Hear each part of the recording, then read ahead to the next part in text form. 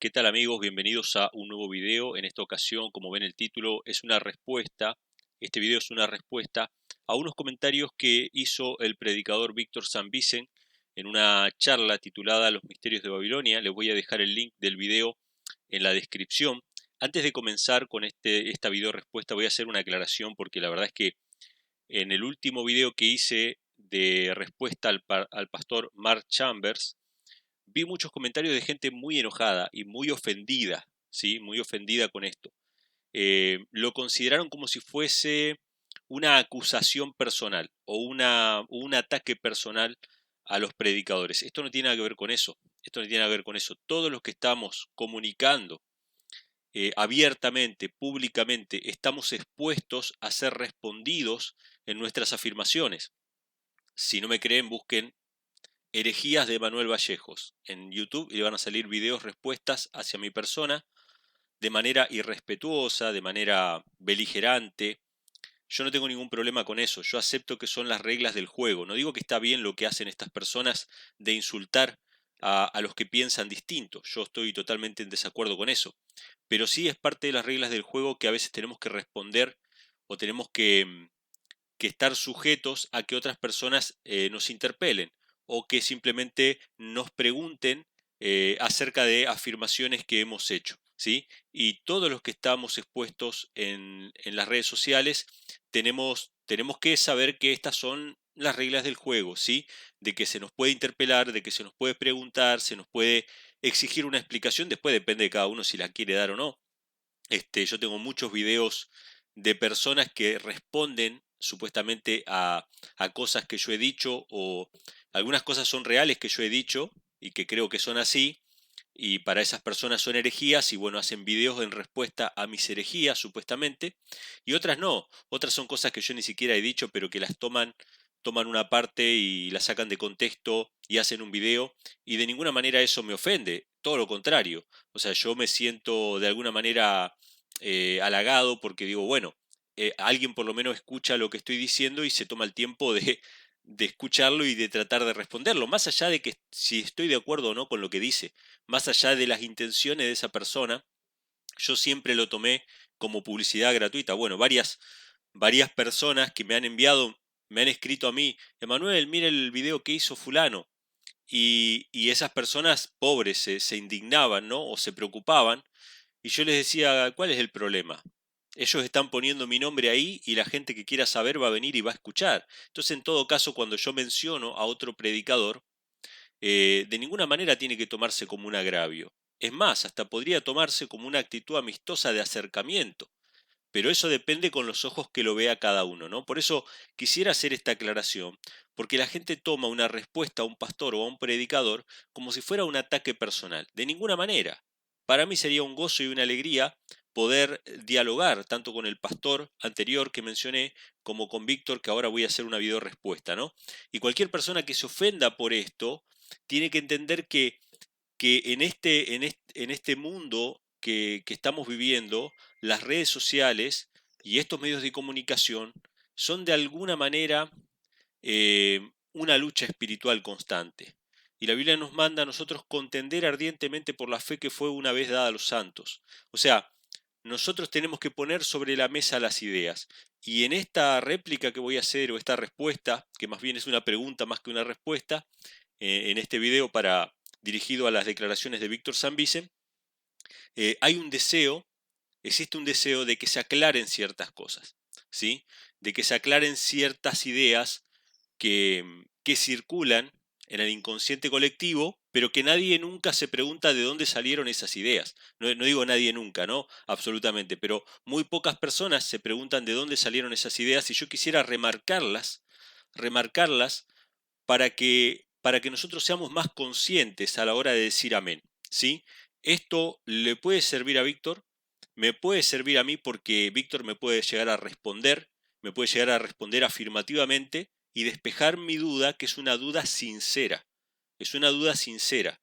La gente tiene que sacarse de la mente que todo es batalla y todo es conflicto, en absoluto, ¿sí? Hace poco tuvimos un debate y mucha gente me dijo, no, no, no vayas a debatir porque en realidad yo fui invitado a debatir, ¿no? no vayas a debatir. Yo digo, ¿por qué? Si yo voy a exponer la palabra del Señor. A mí me están pidiendo, me están invitando a exponer la palabra del Señor. ¿Cómo no voy a ir? Me invitan a veces predicadores de otras denominaciones a que exponga lo que cree un adventista. ¿Cómo no voy a ir a exponer lo que cree un adventista si me están invitando a exponer la palabra del Señor? Más allá de las intenciones que tengan las otras personas, que pueden ser nobles o no, nosotros siempre que se nos invita a exponer la palabra del Señor tenemos que hacerlo, ¿sí?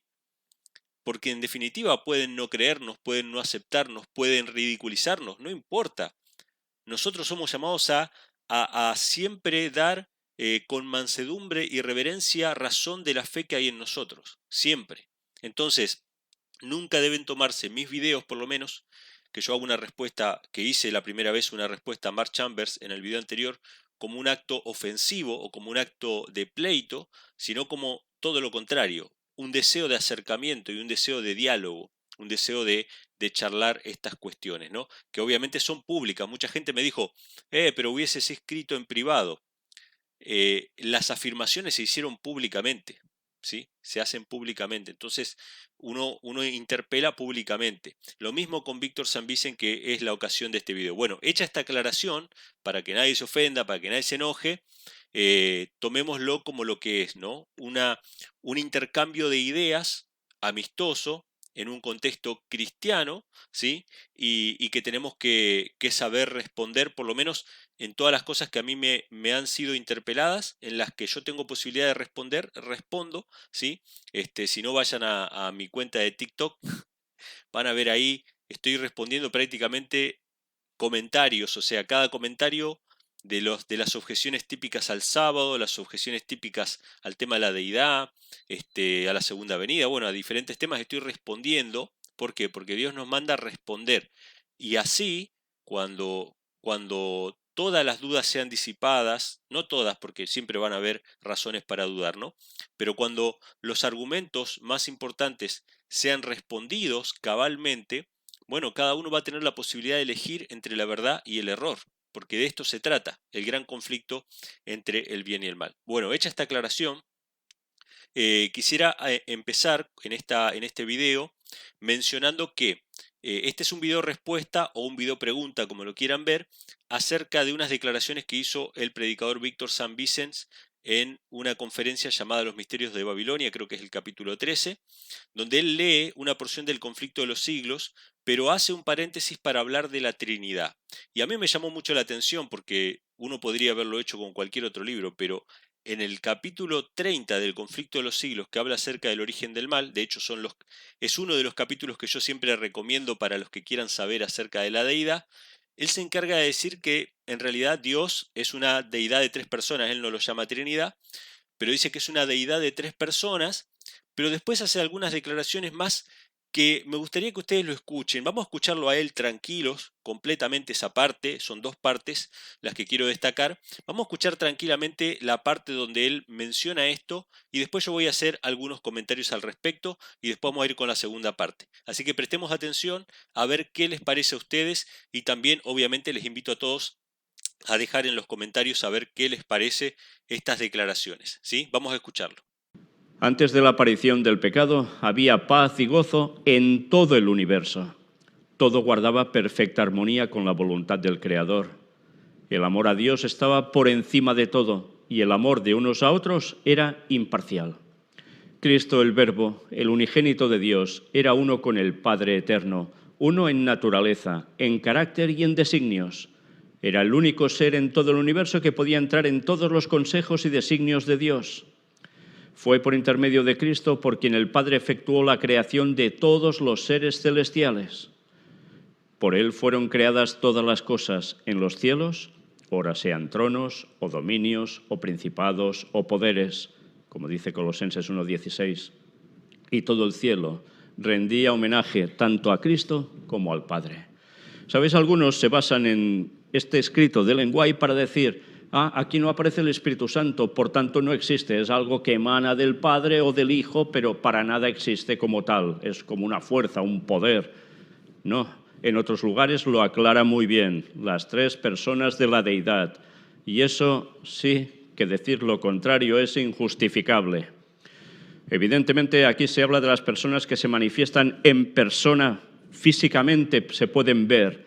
El Padre y el Hijo, el Espíritu Santo, no se muestra como tal, corpóreamente. Evidentemente estaba con ellos. Pero ¿quiénes entraban en presencia? Si el Espíritu Santo, que se muestra en plan invisible, entraba, ¿cómo lo iban a ver? Lógicamente, hemos de poner las cosas en su sitio y no aislar citas para decir, no, esto es así. No. Hemos de leerlo todo para tener un concepto claro. De lo contrario, lo que hacemos es montarnos una nueva religión, que cuidado, que en esos aspectos de nueva no tiene nada porque muchos no han querido aceptar la deidad en tres personas desde hace muchísimos años, pero que ahora vuelve a salir a la luz y se vuelven a acoger a ello, etcétera, etcétera. En fin, que una vez más, quien no quiere entender la realidad y sigue dándole vueltas a las cosas porque eso le parece mejor, pues allá ellos. Pero desde luego no es el camino de salvación, ni mucho menos. Bueno, la verdad que muy interesante la cita que menciona, que lee Víctor en esta presentación, dice claramente que Cristo era uno con el Padre. Obviamente cuando dice que era uno con el Padre no está diciendo que eran el mismo ser, ¿sí? O que eran una especie de unidad misteriosa, como lo plantea la doctrina trinitaria, sino que dice que era uno en carácter, en propósito y en naturaleza. Es decir, que compartían los mismos deseos móviles, la misma naturaleza, los mismos propósitos, o sea, eran uno. De la misma manera que Cristo quiere que nosotros seamos uno. Eso está en Juan 17, ¿no? O sea que cualquiera que quiera entender de qué manera el Padre y el Hijo son uno, como dice Juan 10:30, lo único que tiene que hacer es ir a Juan 17 y leer cómo Cristo le dice al Padre, Padre, que ellos sean uno, así como tú y yo somos uno. ¿Sí? O sea que la unidad que existe en el Padre y el Hijo es la misma unidad que puede existir entre el Padre, el Hijo y todos los discípulos de Cristo. ¿Sí? Que ellos sean perfectamente uno, como nosotros somos uno. Y Cristo lo explica esto, ¿no? Diciendo, tú Padre en mí y yo en ellos. ¿Sí? Entonces, una de las cosas que destaca la cita es que Cristo era uno con el Padre. Es interesante que nos dice que habían tres personas, ¿sí? En ese momento. Porque sí, hay otras citas de Elena donde ella habla de la tercera persona de la divinidad, pero ya es en el contexto de acá de la tierra, ¿no? Porque evidentemente Cristo se fue al cielo y tuvo que dejar el Consolador, ¿sí? Que Elena G. White lo llama la tercera persona de la divinidad. Pero Elena G. White no dice que acá, en la creación del mundo, antes de la creación del mundo, antes de la caída de Lucifer, hubieran tres personas que eran una. Porque la Trinidad o la deidad en tres personas plantea que son tres personas que forman una sola. Sin embargo, ella dice que Cristo era uno con el Padre Eterno, uno en carácter, en propósito y en naturaleza.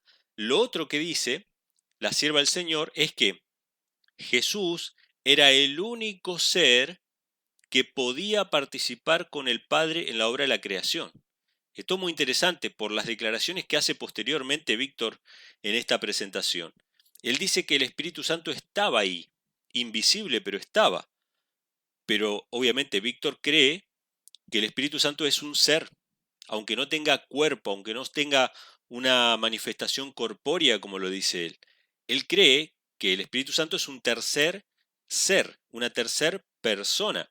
Entonces, ¿cómo puede ser que si el Espíritu Santo participó en la obra de la creación, cómo puede ser que Cristo sea el único ser que podía participar con el Padre en la obra de la creación, como lo dice Elena G. White? Entonces dice también la cita que por medio de Cristo el Padre creó todas las cosas y cita Colosenses capítulo 1. Es decir, bíblicamente cuando Dios dice hagamos al hombre a nuestra imagen, Elena G. White dice que es el Padre hablando con su Hijo. Nada más, no dice que hay tres personas hablando. En absoluto, es el Padre hablando con su Hijo. Hagamos al hombre a nuestra imagen. Esto debería darnos bastante luz acerca de esto porque cuando vemos la obra de la creación, vemos al hombre que fue hecho a imagen de Dios. Dios no crea a un ser de tres personalidades o a un ser formado por tres personas, porque si Dios dice, si Dios es un ser de tres personas, un Dios de tres personas, o una deidad de tres personas, como lo dice Víctor, y dice hagamos al hombre a nuestra imagen, tendría que haber hecho a tres personas, ¿sí? ya sea a un ser con tres personalidades o a tres personas al mismo tiempo, ¿sí? Tres personas en el mismo momento. Pero Dios no hizo eso. Dios hizo algo muy semejante a lo que nosotros planteamos, ¿sí? Hizo primero a un ser, a Adán, y del costado de Adán sacó a Eva. Eva engendrada de Adán, rasgada del seno de Adán. ¿Por qué usa esa expresión rasgada del seno? Porque Elena G. White en una cita dice que el Hijo fue engendrado por el Padre, que fue rasgado de su seno. Lo dice así la sierva del Señor. Entonces, evidentemente lo que presenta la Biblia está más acorde a lo que nosotros creemos, a lo que entiendo que creían los pioneros adventistas, incluso Elena G. White, de que Cristo era el Hijo engendrado del Padre, que no habían tres personas ahí coeternas y coiguales, ¿sí? Entonces, por medio de Cristo el Padre creó todas las cosas. Eso es lo que dice el capítulo que él está leyendo, pero él eh, interpreta este capítulo y dice algunas cosas que a mí me gustaría que se aclaren. Lo primero que dice es que nosotros, los no trinitarios o antitrinitarios, o los adventistas que creemos como creían los pioneros adventistas, entre estos antitrinitarios estaría ni más ni menos que Jaime White, que Urias Smith, ¿sí? Que Lockwood, que el pastor Andrews, o sea, todos estos pioneros serían antitrinitarios y tan heréticos como nosotros en todo caso, pero básicamente lo que ellos creían era que había un padre literal, o sea, un Dios literal que era el Padre y un Hijo literal, que era Jesucristo, ¿sí? Y que el Espíritu Santo era la presencia del Padre y el Hijo en nosotros, ¿sí? Elena G. White tuvo que hablar bastante acerca de esto porque ustedes saben la cuestión del panteísmo en la iglesia adventista, que los creía que Dios era una fuerza impersonal, es decir, que lo impregnaba todo, era una energía que entraba en la naturaleza, que entraba en las cosas, etcétera, y que Dios estaba en todos lados. Sin embargo, Elena G. White tuvo que combatir esta idea diciendo que Dios era un ser personal, ¿sí? Entonces dijo, bueno, está bien, Dios no, pero el Espíritu Santo sí es una fuerza que todo lo impregna. Entonces Elena G. White tiene que hablar de que el Espíritu Santo es un ser personal también, ¿sí? Que es la tercera persona de la divinidad. Esa expresión la hace para destacar de que el Espíritu Santo es el Espíritu de Cristo y que Cristo es una persona y que cuando Cristo dice yo estoy con vosotros todos los días hasta el fin del mundo, es Él el que está con nosotros. Es Cristo invisible que anda al lado de su iglesia, que anda con nosotros, ¿sí? Entonces por eso es que Elena G. White se encarga de destacar que el Espíritu Santo es la tercera persona de la divinidad, ¿sí? Porque está hablando de la naturaleza divina de Cristo que no abandonó esta tierra, sino que se quedó con su iglesia mientras que su naturaleza humana sigue intercediendo por nosotros en el santuario celestial. Pero bueno, lo que plantea Víctor es que los que no somos trinitarios, lo primero que él dice es que decimos que el Espíritu Santo no existe, ¿sí? Y en realidad no decimos que el Espíritu Santo no existe, decimos que el Espíritu Santo existe y que es una persona y que es la personificación o la persona de Cristo en todo caso, porque la Biblia lo llama así. La Biblia dice el Espíritu de Cristo en muchas ocasiones. Por ejemplo, Primera de Pedro capítulo 1, ¿sí? Se lo llama el Espíritu de Cristo que inspiró a los profetas. En Gálatas capítulo 4 se dice que Dios envió el Espíritu de su Hijo que clama Abba Padre. En Romanos capítulo 8 dice, si ustedes tienen el Espíritu de Cristo, si Cristo está en vosotros, ¿sí? O sea, en muchas ocasiones se dice que el Espíritu Santo es el Espíritu de Cristo. En 2 Corintios, creo que es el capítulo 3, que se menciona el Señor es el Espíritu y donde está el Espíritu del Señor, allí hay libertad. O sea, constantemente se menciona eso. Y Elena G. White también dice, ¿no?, que el Espíritu Santo es la vida de Cristo en el alma, ¿sí? Y que es Cristo despojado de la naturaleza humana e independiente de ella. Eso lo dice también la sierva del Señor, ¿sí? Entonces, eso es lo que nosotros creemos. No creemos que el Espíritu Santo no existe. Pero él dice, bueno, Elena G. White no ve al Espíritu Santo simplemente porque es incorpóreo, pero evidentemente, dice él, estaba allí. El tema es que la cita de Elena G. White dice que Cristo era el único que estaba con el Padre, el único ser. El Espíritu Santo, aunque sea incorpóreo, aunque no tenga una forma física, es un ser, según lo que dice eh, Víctor. Pero Elena G. White dice que el único ser que podía estar con el Padre era el Hijo. Y lo último que menciona Víctor, que a mí me llamó la atención, es que él dice en realidad los que toman este camino, es decir, de no aceptar el tema de la deidad en tres personas, están siguiendo un camino que no es de salvación. Y a mí me gustaría hacer un hincapié sobre esto. Lean Juan capítulo 17. Esto que estoy diciendo yo lo dice Elena G. White en varias oportunidades. Lean Juan 17. Los que quieran entender la unidad que existe entre el Padre y el Hijo, que no destruye su personalidad individual. Habían muchas doctrinas sobre esto en la época de Elena G. White, y ella, para prevenir la apostasía omega, ¿sí? Hablando justamente de la apostasía omega, que iba a ser peor que la alfa, o sea, lo que Kellogg hizo era un poroto al lado de lo que iba a venir, que es lo que vino, y ella dice, bueno, lean Juan 17 los que quieran entender. Y Juan 17 dice, esta es la vida eterna. O sea, si usted quiere saber cuál es el camino de la vida eterna, usted va a ver que no es un camino trinitario. Porque dice, esta es la vida eterna, que te conozcan a ti, le dice Jesús al Padre, el único Dios verdadero, y a Jesucristo a quien has enviado. ¿Sí? Si Cristo hubiera pensado que ese único Dios estaba formado por tres personas, Él no hubiese dicho, y a Jesucristo. Y cuando Él ora, está dirigiendo su oración al Padre. Él levanta los ojos al cielo y dice, Padre, glorifícame al lado tuyo con aquella gloria que tuve contigo antes de que el mundo fuese. Y ese pasaje revela también que Cristo, antes de que el mundo fuese, antes de encarnarse, ya era el Hijo de Dios, porque se sentaba a la diestra del Padre. ¿Sí? Entonces, esto es muy interesante. Él dice, o sea, esta es la interpelación o la pregunta que yo quiero hacerle a Víctor. Él dice que el Espíritu Santo estaba ahí, pero simplemente que no se veía. Simplemente que como no tenía una forma física, Elena G. White no lo vio. Ahora, yo lo que le quiero preguntar es de dónde saca eso. Cada afirmación que nosotros hacemos tiene que estar respaldada por un escrito está. No por un me parece o por yo supongo o yo entiendo. No, tiene que estar respaldada por un escrito está. En este caso estamos leyendo los libros de Elena G. White. ¿Dónde dice Elena G. White que en esa obra de la creación, que ahí dice que era entre el Padre y el Hijo, en realidad había otro ser que participaba? De hecho, Elena de White se encarga de decir que había otro ser que quería participar, pero que no le fue permitido participar, porque solamente el Hijo podía participar con el Padre. Eso es lo que dice la cita. ¿Sí? Yo voy a leer algunas citas más después de la segunda parte. Pero eso es lo que dice. Entonces, primera interpelación, primera pregunta que yo le hago. Recuerden todos, nadie se enoje, sino que estoy haciendo preguntas concretas de declaraciones públicas que se hicieron, de dónde sale esta idea de que había una tercera persona en ese concilio entre dos personas que menciona Elena G. de White. Esa persona invisible que obviamente que como no tiene forma corpórea, no se puede ver, pero que estaba ahí según dice Víctor. Así que esta es mi pregunta sobre la primera parte. Vamos a escuchar la segunda parte. Y ahí viene lo bueno. Sí, vamos a escuchar la segunda parte y después lo comentamos.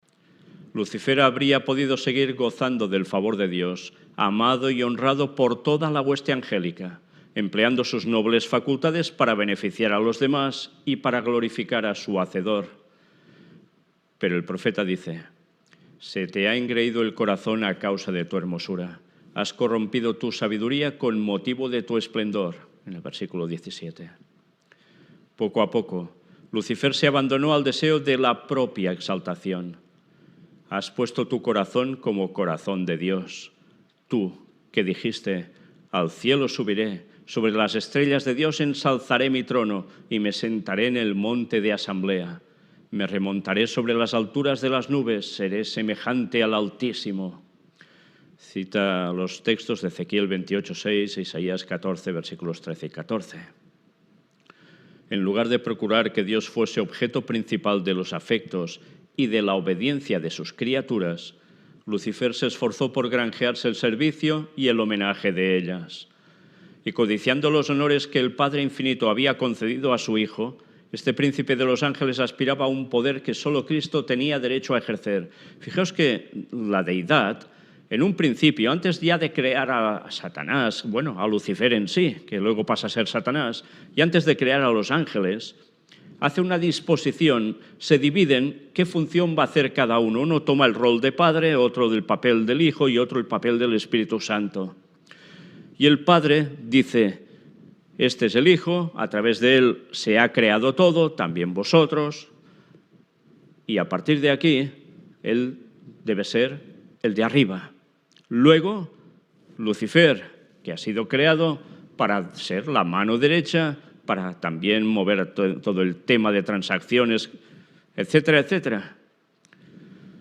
Y a partir de aquí Lucifer dice, ah, sí, ¿y por qué no puedo ser como él? Si yo estoy haciendo tantas cosas y soy tan maravilloso. Fijaos, ¿contra quién se estaba rebelando? Contra su Hacedor, contra el mismo Cristo, que es el que lo había creado. Bueno, esta parte dice varias cosas realmente muy interesantes.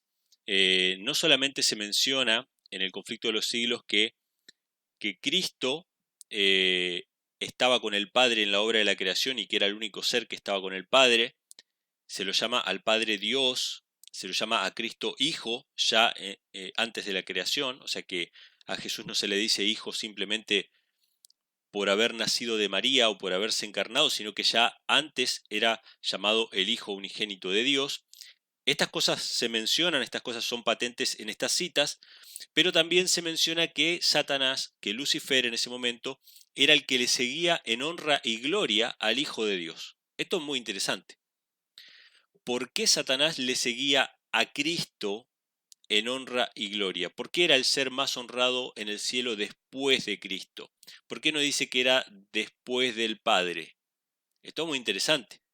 Si es que era honrado después de Cristo, es porque Cristo era el más honrado después del Padre. ¿Sí? Si no, hubiera dicho que Satanás o Lucifer era el ser más honrado en el cielo después del Padre y el Hijo. Pero no dice eso, después de Cristo. O sea que estaba el Padre primero, había una categoría, había una jerarquía, el Padre primero, el Hijo después, y el ser más honrado después de Cristo no era el Espíritu Santo, y esto es muy interesante porque Víctor podría decir que Elena G. de White no vio al Espíritu porque era invisible, pero evidentemente los otros seres celestiales veían al Espíritu Santo, o sabían que existía, no sé. Esas explicaciones son muy deficientes, ¿sí? Pero ¿por qué no fue el más honrado después del Espíritu Santo, Lucifer? Era después de Cristo, o sea que estaba el Padre, el Hijo y después estaba Lucifer. Esa era la jerarquía que existía. El concilio y la creación fue entre dos, pero Lucifer, que era el tercero, quería formar parte de esa obra de la creación y no le fue permitido y por esa causa él se rebeló, lo vamos a leer también en alguna otra cita. Pero lo que quiero destacar y que es lo que es mi pregunta e interpelación y yo espero que si este video llega a Víctor o a sus colaboradores, que puedan dar una respuesta sobre esto, aunque no me mencionen a mí, aunque no importa, que respondan y que den la cita y la fuente para la afirmación que hace Víctor, donde él dice que antes de la creación del mundo, él dice lo siguiente, antes de la creación del mundo se asignaron roles o funciones. Esto es lo que dice Víctor. Él dice que el Padre en realidad no es Padre, el Hijo en realidad no es Hijo, el Espíritu Santo no sé qué sería, pero tampoco era eso, sino que antes de la creación del mundo se asignaron roles y jerarquías, pero que no son reales. Es decir, el Padre tomó el rol de Padre, el Hijo tomó el rol de Hijo y el Espíritu Santo tomó el rol del Espíritu Santo y se establecieron las jerarquías y bueno, a Satanás se lo puso después de Cristo. ¿De dónde sale? ¿De dónde sale? Y esta es la gran pregunta. ¿De dónde sale esa afirmación de que el título de padre e hijo no son literalmente lo que significan, sino que son simplemente roles, que son simplemente funciones asignadas? ¿De dónde sale eso? A mí me gustaría poder leer. Ojo, yo hasta ahora creo en lo que creo, pero si a mí me muestran claramente con las escrituras o con el espíritu de profecía también para explicar algún texto de las escrituras, de que esto no es así, yo no tengo ningún problema. O sea, yo no tengo ningún problema de decir, no, miren, esto no es así. Yo me equivoqué, ¿sí? Esto está mal, esto está mal, esto está mal. Pero a mí me gustaría saber dónde hay una cita que diga que se asignaron funciones. Por lo menos la cita del conflicto de los siglos que está leyendo Víctor no lo dice, ¿sí? Capaz que él tiene otra cita en la que está basada esa afirmación de que los nombres de padre e hijo son roles asignados, pero que en realidad no son padre e hijo. Ustedes saben que en la doctrina trinitaria se menciona de que, bueno, el Padre, el Hijo y el Espíritu Santo son tres personas coeternas y coiguales. ¿Qué significa eso? Que las tres están en la misma estatura. Entonces, toman un rol, uno hace de padre, otro hace de hijo, otro hace de espíritu. Entonces el hijo se sujeta al padre, pero en función de ese rol. Pero no es una sujeción real, están fingiendo para enseñar algo que no es real, pero están fingiendo. No es real eso de que el hijo se sujeta al padre. Si ustedes leen 1 Corintios capítulo 15, que dice que Dios puso todo debajo de los pies de Cristo, y que cuando todo el conflicto termine, Cristo mismo se va a sujetar al que sujetó a él todas las cosas. Ese pasaje muestra que hay una sujeción del Hijo al Padre que trasciende su humanidad, que trasciende su misión acá en la tierra de venir a morir por nuestros pecados. Porque obviamente muchos trinitarios dicen, no, no, Cristo se sujeta al Padre, pero como hombre, como hombre. Bueno, está bien, pero después cuando Él asciende al cielo y termina el conflicto y se acaba el mal en el universo, Cristo sigue sujetado al Padre. Y cuando estaba, antes de que el mundo fuese, se sentaba a la diestra del Padre. O sea, seguía sujeto al Padre. Elena G. White va más atrás en la historia, en el conflicto de los siglos, antes de la creación, y Cristo sigue sujeto al Padre. Ahora Víctor plantea, y los trinitarios plantean, de que en realidad hay algo más atrás de lo que Elena G. White revela en el conflicto, donde se repartieron roles, porque antes no era que Cristo estaba sujeto al Padre, estaban los tres a la misma altura, y asignaron roles, asignaron funciones, y a partir de ese momento Cristo se sujeta al Padre. Pero no es una sujeción en base a la naturaleza, sino que es una sujeción en base a roles y funciones. Entonces mi pregunta concreta es, la primera pregunta, ustedes ya saben, la que hice anteriormente era, ¿dónde dice Elena G. White de que el Espíritu Santo estaba ahí en ese concilio entre dos y que simplemente era invisible? ¿Y dónde dice, está la segunda pregunta, de que antes de la creación del mundo se asignaron roles para el Padre, el Hijo y el Espíritu Santo para cumplir funciones? Estas son las dos preguntas que yo quiero dejar planteadas. Obviamente no solamente para Víctor, es obvio de que no es solamente para Víctor, sino para todos aquellos que quieran escuchar y estudiar este tema, porque estas son cosas que se dicen constantemente, pero que lamentablemente nunca se presenta una fuente. Hasta ahora yo no la he encontrado. Yo no dudo de que tiene que haber alguna fuente de lo que dijo Víctor. Tiene que haber alguna fuente, de algún lado él lo sacó. Entonces estaría bueno que se compartan esas fuentes porque la cita que él leyó al menos no lo dice. No dice que asignaron roles y no dice que el Espíritu Santo estaba ahí aunque invisible. Esas cosas no se dicen, no están escritas, pero se repiten constantemente sin citar fuentes sobre eso. Yo voy a compartir con ustedes dos citas más, agregando a lo que está en Conflicto de los Siglos, capítulo 30. Una de ellas está en el libro Patriarcas y Profetas, capítulo 1. Elena G. White usa prácticamente las mismas palabras que en el Conflicto de los Siglos, ¿sí? Pero fíjense lo que dice en el capítulo 1, el origen del mal también se llama así, de Patriarcas y Profetas, y dice en el último párrafo de la página 11, dice, el soberano del universo no estaba solo en su obra benéfica. Miren las palabras, el soberano del universo, ¿quién es? Si tenemos que asignarle personalidades a cada uno, ¿no? ¿Quién es el soberano del universo? El Padre, ¿sí? Y dice que no estaba solo, no estaba solo, o sea, estaba acompañado, ¿sí? Tuvo un compañero. ¿Cuántos compañeros tuvo el Padre en la obra de la creación? Elena G. White dice que tuvo un compañero. Víctor dice que tuvo dos compañeros, pero que uno era invisible, ¿sí? Pero Elena G. White dice que tuvo un solo compañero, un colaborador que podía apreciar sus designios. O sea, el único que puede apreciar los designios del Padre es su Hijo. ¿Cómo lo dijo Cristo a esto? Nadie conoce al Padre sino el Hijo. Nadie conoce al Hijo sino el Padre, ¿sí? Estas declaraciones de Cristo es lo que Elena G. White está mencionando acá. Era el único que podía apreciar sus designios y que podía compartir su regocijo al brindar felicidad a los seres creados. Y acaba de hablar de quién era ese compañero. En el principio era el verbo era con Dios y el verbo era Dios. Este era en el principio con Dios. Ya cita el texto de Juan 1 y 2 y dice: Cristo, el verbo, el unigénito de Dios, era uno solo con el Padre eterno, uno solo en naturaleza, en carácter e en propósito, era el único ser que podía penetrar en todos los designios y fines de Dios. Fíjense que ella llama a Cristo el Hijo de Dios, ¿sí? El unigénito, y al Padre lo llama Dios, y dice que Cristo era el único ser que podía penetrar en todos los designios y fines de Dios. O sea que el único que le era permitido entrar en el concilio santo era al Hijo. El Hijo era el único que podía estar con el Padre. ¿Sí? Bueno, después hay una serie de versículos donde yo destaco Proverbios 8, versículos 22 al 30. Elena G. White lo cita refiriéndose a Cristo, y Proverbios 8 dice que la sabiduría fue engendrada antes de que Dios creara todas las cosas y que la sabiduría estaba con Dios ordenándolo todo. Eso es muy interesante.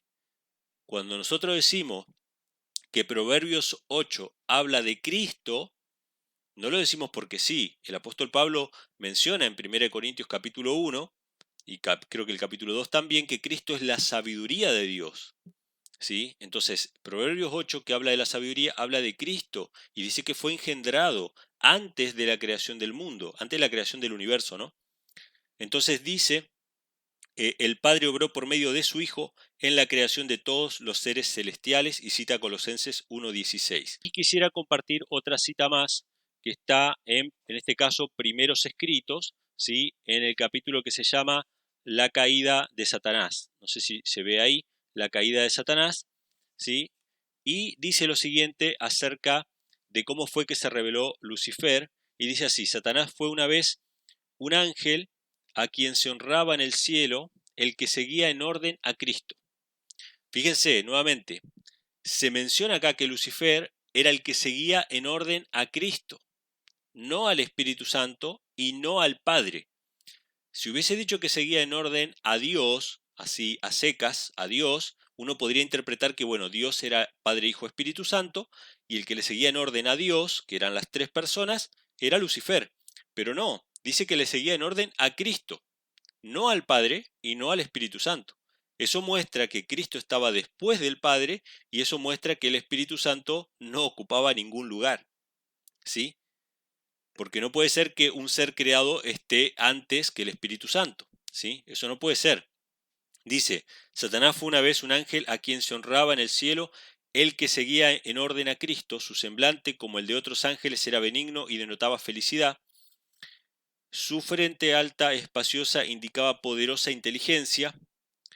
Su figura era perfecta y su porte noble y majestuoso. Pero fíjense, cuando Dios dijo a su Hijo, fíjense, interesante, cuando Dios le dijo a su Hijo, hagamos al hombre a nuestra imagen, Satanás sintió celos de Jesús. ¿Qué fue lo que originó el conflicto en el universo entre el bien y el mal? ¿Qué fue lo que originó la envidia de Satanás? Que Dios le dijo a uno solo, le dijo hagamos al hombre. Dios dijo, esto no va a ser entre 3, entre 4, entre 5, esto va a ser entre 2 nada más. Dios le dijo a su Hijo, hagamos al hombre. Ese pasaje de Génesis que tanto utilizan los trinitarios para decir, hagamos al hombre, ahí hay 3 personas, dicen. No lo dice la Biblia. ¿Sí? La Biblia en Colosenses 1, en Hebreos capítulo 1, en varios otros pasajes dice que Dios creó todo por medio de Cristo. 1 Corintios 8, ¿sí? Todo lo que Dios creó lo hizo por medio de su Hijo. La Biblia habla de que hagamos son 2 personas, el Padre y el Hijo. Así lo plantea, Elena G. White lo pone de la misma manera. Cuando Dios le dijo a su Hijo, hagamos al hombre, Satanás tuvo celos de Jesús. ¿Sí? Este fue el origen del conflicto. Entonces dice, deseó que se le consultase acerca de la formación del hombre, y porque esto no se hizo, se llenó de envidia, celos y odio. Deseó recibir los más altos honores después de Dios en el cielo. Quería recibir los más altos honores después de Dios. Recuerden que Elena G. White dice que estaba después de Cristo. Él recibía los más altos honores después de Cristo, pero él quería recibir los más altos honores después de Dios. O sea que quería ocupar el lugar de ¿quién? De Cristo. En esta sola cita, en este solo párrafo, el primer párrafo de la caída de Satanás, en esta sola cita se muestra que Dios no es una Trinidad, que Dios no es una deidad de tres personas, en absoluto, de que Dios es un ser personal que es el Padre de Cristo y de que Jesús es literalmente el Hijo de Dios. En ninguna parte se menciona que esto es dones espirituales. Este es el primer capítulo de dones espirituales, de Spiritual Gift, ¿sí? Esto está en la página 145 de Primeros Escritos. En ninguna parte se menciona de que asignaron roles o funciones. Entonces, hasta aquí mi comentario y vuelvo a reiterar la pregunta. ¿Dónde dice la Biblia o el Espíritu de Profecía que se asignaron roles al Padre, al Hijo y al Espíritu Santo y que la sujeción de Cristo al Padre es una sujeción en base a roles o funciones? ¿Y dónde dice la Biblia o el Espíritu de Profecía que en la creación del mundo, en vez de estar el Padre y el Hijo solamente creando el universo, había una tercer persona invisible, ¿sí? Donde dice esas cosas, pero lo que más me interesa a mí, o por lo menos lo que más me hace ruido, es este tema de los roles o las funciones. ¿Dónde lo dice el espíritu de profecía a esta cuestión? Y mi pregunta es sincera, yo no tengo todas las respuestas. Puede ser que hayan citas que lo digan, y como puede ser que haya citas que lo digan, yo quiero considerarlas. Yo quiero considerarlas y tenerlas en cuenta, ¿sí? Obviamente, cuando pido citas, pedimos citas del Espíritu de Profecía, ¿no? No citas de teólogos o citas, eh, digamos, fabricadas, sino citas del Espíritu de Profecía en alguno de sus libros donde ella diga concretamente esta cuestión de los roles. Así que hasta aquí es mi interpelación, mi pregunta, mi cuestionamiento hacia estas declaraciones de Víctor Sanvicen. Vuelvo y repito de que nunca es mi intención entrar en un conflicto, en un debate, sino que realmente se aclaren ciertas cuestiones que a veces se dicen, pero que no siempre se presenta el fundamento. No digo que no tenga fundamento, puede ser que él lo tenga, solamente que no lo mencionó, pero por lo menos en las citas que él leyó, ese fundamento no está y me gustaría poder conocerlo. Hasta aquí el video de hoy, espero que les sirva para reflexionar, hacer su propio análisis de cada una de las citas del Espíritu de Profecía de la Biblia, comparar texto con texto, sumar todo el material que hay sobre el Espíritu de Profecía al respecto y poder sacar sus propias conclusiones. Obviamente yo tengo mis conclusiones que no son, que no son inmaculadas ni puras, ¿no? Sino que son sesgadas como las de todo el mundo tiene una visión sesgada, o sea, tenemos una visión parcializada, pero en nuestra búsqueda tratamos de que sea lo menos parcializada posible y que sea lo más bíblica posible. Entonces, yo me sujeto a las expresiones bíblicas. Si bien hay cuestiones del Espíritu de Profecía que a mí me cuestan entender o que no las puedo explicar, Elena G. White dice que nuestro fundamento es la Biblia, ¿no? Pero en este caso, como estamos hablando de citas del Espíritu de Profecía, sí yo estoy pidiendo citas del Espíritu de Profecía, ¿no? Si hay algo en la Biblia, mucho mejor todavía sobre los roles. Eso sí me atrevo a decir que no hay, a menos que esté de una manera encriptada, pero yo no he visto nada en la Biblia sobre los roles, por eso no pido sobre eso, pero puede ser que haya, no sé. Si hay de la Biblia, mucho mejor todavía. Pero si no, del espíritu de profecía que a veces en las visiones se va más atrás y nos puede contar acerca de esa asignación de roles bueno, ya estaban asumidos esos roles en Patriarcas y Profetas 1, en Conflicto de los siglos 30 y en primeros escritos sobre la caída de Satanás. Así que bueno, hasta acá el video de hoy, espero que les sea de bendición, les mando un abrazo a todos, gracias a todos los que me están pasando el material para hacer estos videos y espero que realmente sirva para poder contrastar cada una de las declaraciones. Fuerte abrazo y nos vemos en la próxima, Dios mediante.